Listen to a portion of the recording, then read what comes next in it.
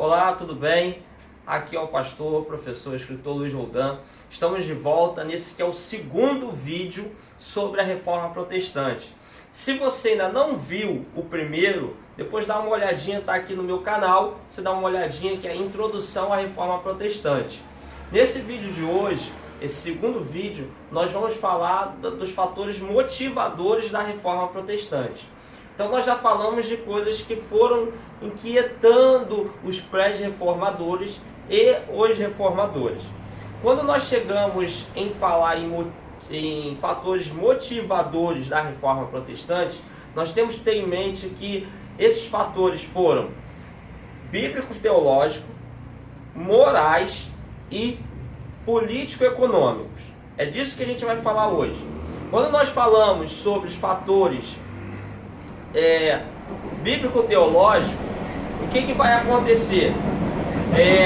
Os pré-reformadores, eles já estavam meio inquietos por algumas questões. Por exemplo, o Wycliffe vai lutar pela questão da Bíblia como nossa única regra de fé e prática, e não mais a adição das bulas papais. Você vai ter algumas questões dentro dos reformadores, como por exemplo a volta pelo entendimento da salvação pela graça, e não mais que as obras meritórias contribuíssem ou até mesmo gerassem salvação. Então nós vamos ter uma questão da soteriologia, que é a doutrina da salvação, muito presente dentro da Reforma Protestante. Por quê? Porque no período da Reforma, o que vai acontecer? Antes de estourar a Reforma, a igreja estava pregando que as obras meritórias, se você então fizesse algo, se você pagasse o perdão do seu pecado, ou se você contribuísse com algo para a igreja, que se você participasse das cruzadas, ou até mesmo se você comprasse algum elemento que supostamente era de um santo, de um personagem da história cristã, aquilo lhe traria remissão de pecado e proteção divina. Então a igreja vai começar a pregar a questão da salvação pela graça, mediante a fé. Vai pregar uma questão que o cabeça da igreja não era o Papa, mas é o próprio Cristo. Vai pregar a questão da adoração ser somente a Deus e não o Papa e nem os santos.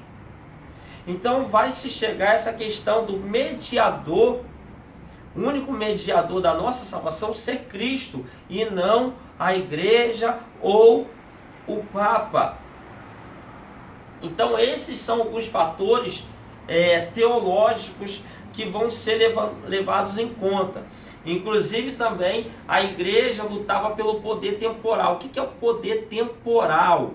É o poder desse mundo, do governo dos impérios que existiam na época, dos reinos.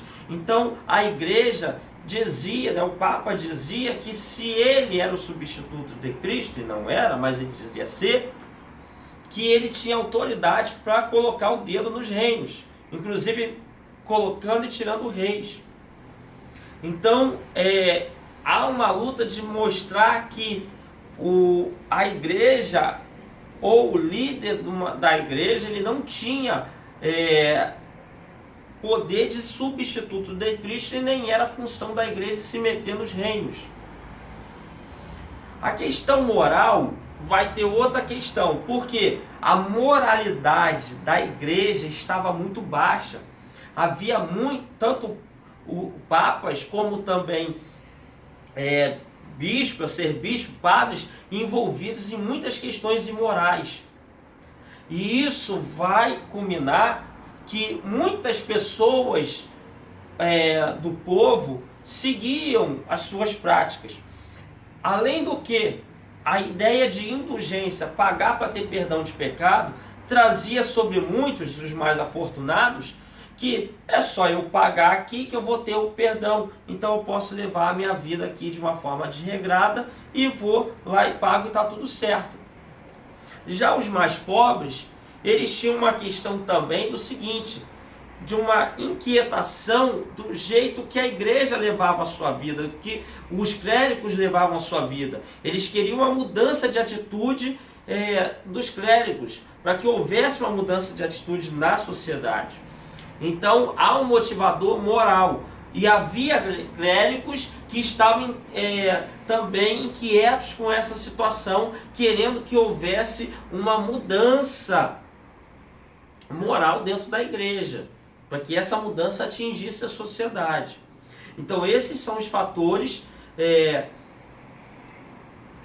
bíblicos, teológicos e também moral. Os fatores políticos e econômicos é o seguinte: a pré-reforma só não vira uma reforma porque não existia força política e econômica. Por que a reforma conseguiu ser uma reforma? Porque nós já falamos que não foi bem uma reforma, acabou sendo uma divisão, mas não uma reforma em si. Por que a reforma consegue isso? Porque ela começa a ter apoio de algumas classes. Ela começa a ter apoio não só do povo, mas ela vai ter apoio, por exemplo, da burguesia, dos comerciantes, dos empresários. Eles eram mal vistos pela igreja e, consequentemente, pela sociedade.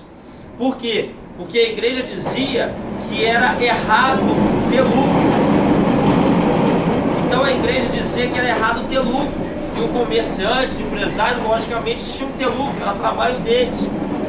Já os protestantes diziam que não. Diferente da igreja católica, eles diziam que não, que ter lucro não era errado, não era pecado. Então eles começam a ver na reforma protestante agora uma saída, uma possibilidade de eles estarem inseridos no meio da sociedade sem serem mal vistos. Então começa a haver esse apoio.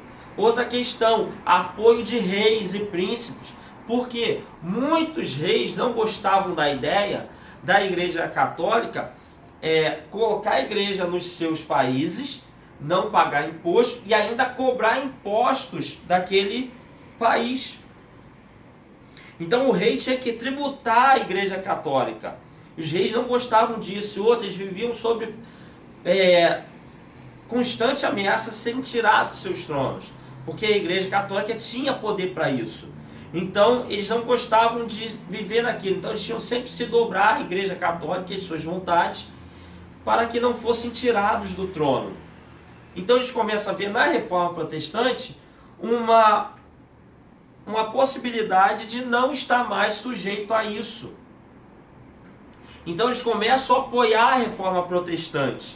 Eles começam a ter esse apoio. Então a reforma protestante vai acontecer também porque ela tinha agora condições políticas e econômicas para acontecer. Porque a igreja era muito forte política e economicamente, a igreja católica. Então eles precisavam de um apoio nessas áreas também. Então foram esses os motivadores que fizeram a reforma acontecer. Entendeu, gente? Então, espero aí ter podido ajudar vocês um pouquinho nesse entendimento. Depois a gente vai vir com outros vídeos falando sobre acertos e outros falando sobre os erros da reforma. Tá bom? Então, fica na paz, curte o vídeo, compartilha, se inscreve aí no canal para ficar sempre ligado aí nos nossos vídeos. Deus abençoe sua vida.